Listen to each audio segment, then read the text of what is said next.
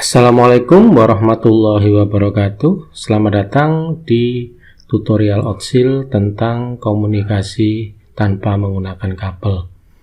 Tutorial kali ini membahas bagaimana Otsil PLC berkomunikasi menggunakan WiFi atau Bluetooth. Yang pertama adalah WiFi. Perangkat yang diperlukan dari segi hardware meliputi sebuah modul untuk mengkonversi signal dari Otsil PLC menjadi WiFi. Modul tersebut namanya DT06. Harganya sekitar 50.000 sampai 70.000. Coba dicari di marketplace lokal. Kemudian sebuah Otsil PLC bisa versi nano, versi 5 atau mega versi 1 atau versi sebelumnya juga bisa. Kemudian sebuah HP Android dan sebuah kabel. Untuk software hanya dibutuhkan web browser. Terserah web browsernya bisa diambil dari HP atau dari komputer. Pokoknya ya bisa untuk akses web internet. Kemudian ada Otsil Studio. Itu saja yang diperlukan. Langkah yang harus dilakukan yakni pengaturan DT06. Pengaturan ini meliputi pengaturan baud rate, nama WiFi, dan port. Kenapa harus dilakukan pengaturan terhadap baud rate? Karena komunikasi yang dilakukan itu menggunakan asinkronus, yang artinya antara pihak 1 dan pihak 2 harus pada kecepatan yang sama, clock yang sama, sehingga komunikasi bisa dijalankan. Berbeda dengan komunikasi sinkronus, tidak dibutuhkan itu. Sehingga diperlukan pengaturan baud rate. Kemudian setelah semua pengatur DT06 diatur, dikonfigurasi, selanjutnya kita memprogram Otsil PLC menggunakan Otsil Studio. Kemudian kita install software HMI di Android yang nantinya akan berkomunikasi dengan Otsil PLC menggunakan WiFi atau Bluetooth. Nah, kemudian terakhir kita tes. Ini adalah gambar pengaturan DT06. Yang harus dilakukan pertama kali adalah memberi power pada DT06. DT06. Yang penting pin VCC pada DT06 itu terhubung dengan plus 5 volt pada Otsil PLC board dan tentunya ground dan plus 5 volt harus dihubungkan. Setelah DT06 mendapat power, maka akan bisa memancarkan signal WiFi. Gambar ini adalah contoh pemasangan DT06 pada Otsil PLC versi Mega seperti ini. Kalau versi Nano, versi 5 itu seperti ini. Ya, yang penting DT06 pin VCC terhubung dengan 5 volt, ground terhadap ground. Nah, setelah DT06 mendapatkan power, maka sinyal WiFi dari DT06 akan terpancar menuju ke HP kita atau ke laptop kita sehingga dapat dideteksi. Ini adalah contoh deteksi signal WiFi yang datang dari DT06. Namanya adalah DoIT WiFi 0F4C2A. Ini kalau dilihat dari laptop yang warna biru ini, ada ini DoIT WiFi 0F4C2A. Jadi namanya DoIT WiFi karena ini belum dirubah namanya, jadinya DoIT WiFi. Jadi ini tampilan di HP, ini tampilan di laptop. Pengaturan DT06 itu dilakukan menggunakan web browser. Tentunya setelah kita connect ke network tersebut, jadi DoIT WiFi ini kita klik pada HP agar connect atau pada laptop connect. Setelah itu kita buka web browser dan kita masukkan nomor ini 192.168.4.1 ini pada URL kolom URL web browser, maka akan tampil tampilan seperti ini. Gambar ini saya ambil dari screenshot dari HP pakai Chrome, Google Chrome web browsernya. Nah, gimana cara konfigurasi baud rate dan macam-macam yang tadi? Jadi ini bisa diklik menu modul, ini bisa diklik, ada 3 submenu, yakni serial, wifi, dan network. Untuk mengatur baud rate yang kita gunakan, kita bisa masuk ke sub menu serial, SSID atau nama website yang do it wifi tadi bisa kita ganti dengan mengklik submenu wifi. Network itu penting sekali karena network apa yang kita gunakan untuk berkomunikasi. Nah, ini kita akan bahas satu persatu. Ini gambar yang paling kiri ini adalah contoh untuk serial. Kita masuk menu serial di sini. Baud rate di sini bisa kita rubah tergantung atau disesuaikan dengan setting pada Outsil PLC. Saat kita memprogram kan ada settingnya, itu baud rate berapa. Kalau di sana 57600 ya kita di sini harus di setting 57600. Kalau di itu 115200 ya kita harus setting 115200. Pada contoh kali ini kita menggunakan 115200. Kemudian data bit Outsil fix menggunakan 8, parity none, dan stop bit 1. Ini tidak bisa kita rubah karena Outsil juga membuat ini menjadi paten, tidak bisa dirubah-ubah. Yang bisa kita rubah cuma baud rate. Oke. Kemudian setelah itu kita klik save, maka baud rate akan menjadi ini 115200. Kemudian kita masuk menu modul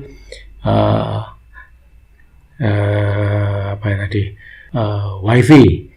Di sini ada SSID name do it wifi, kita bisa menggantinya.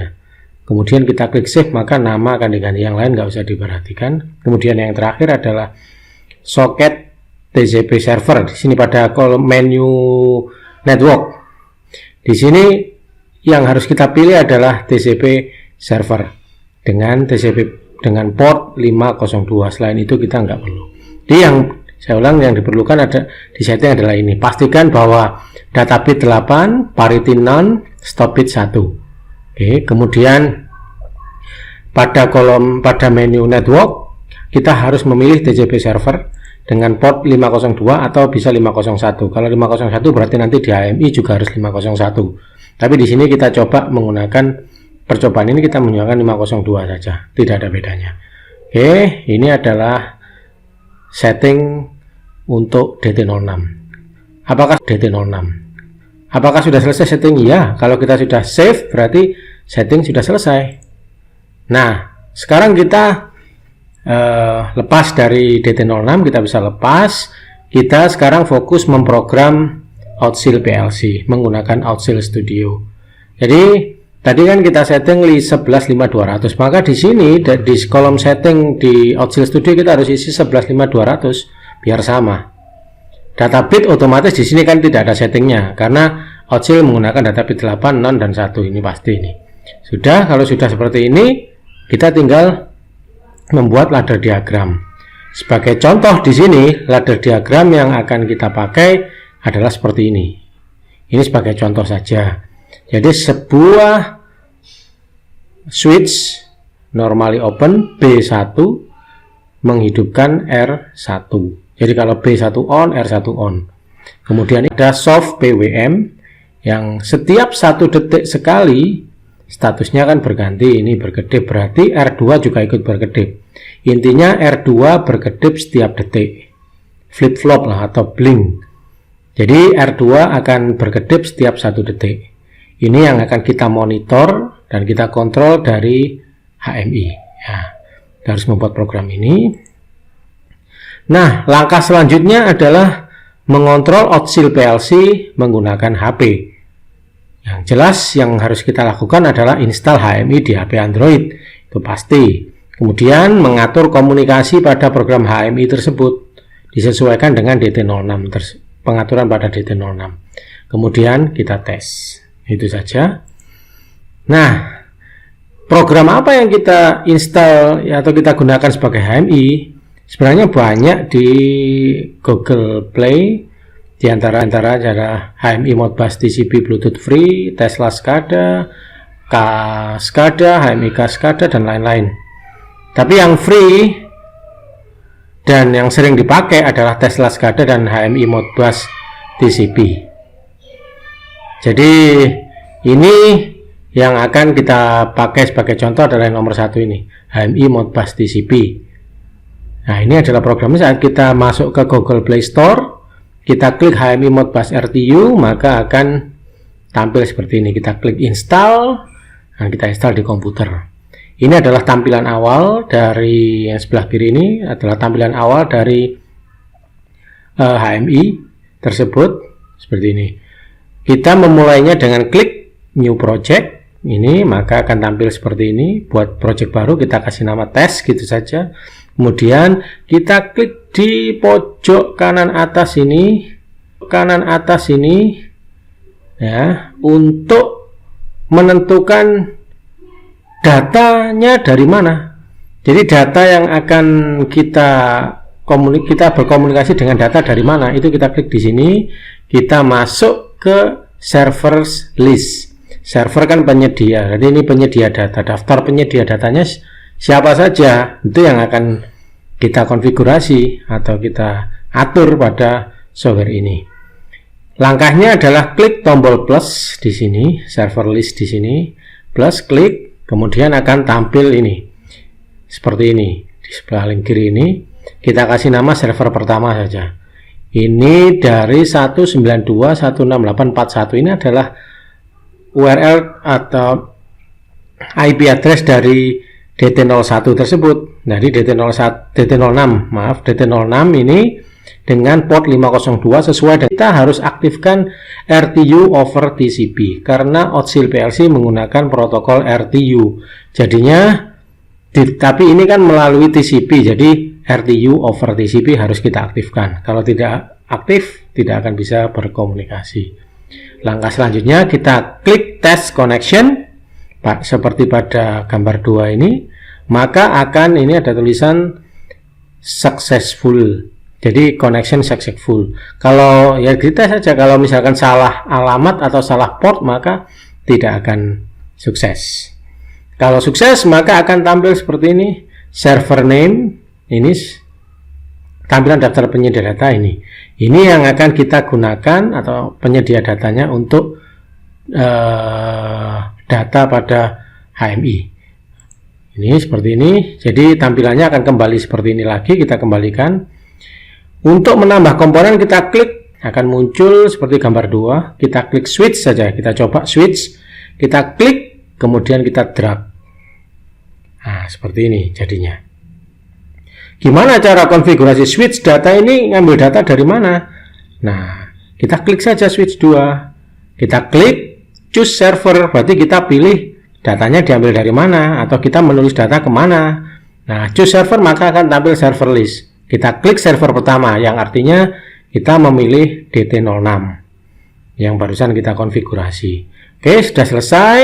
Pasti di sini ada tulisannya server 192 ini. Ini adalah penyedia datanya.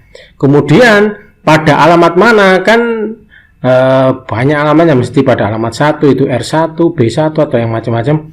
Gimana? Data mana yang akan kita pilih? Kita harus klik communication configure. Seperti ini. Ini klik. Nah, maka akan ada tampilan seperti ini. Oke, tampilan paling atas adalah communication atau communication address. Ini menunjukkan poin atau lokasi di mana data tersebut. Nah, ini kita maksudkan switch tersebut kita maksudkan untuk mengontrol B1 ini. Jadi B1 kita ikat dengan switch tersebut. Jadi B1 itu alamatnya mana? Nah, itu yang kita masukkan di sini datanya B1. PLC number adalah slave address saat kita konfigurasi menggunakan Otsil Studio. Sini ada slave address ya, ini 1, berarti kita harus isikan 1. Kalau di saat kita upload kita isi 2, berarti ini Pak, kita harus isi 2. Kemudian ini karena ini adalah switch yang artinya kita akan mengirim data dan membaca data, terutama mengirim data, maka di sini harus diaktifkan allow write request. Artinya kita request untuk menulis data atau mengirim data, tidak hanya membaca. Jadi ini harus diaktifkan. Oke. Jadi B1 kita masukkan di sini.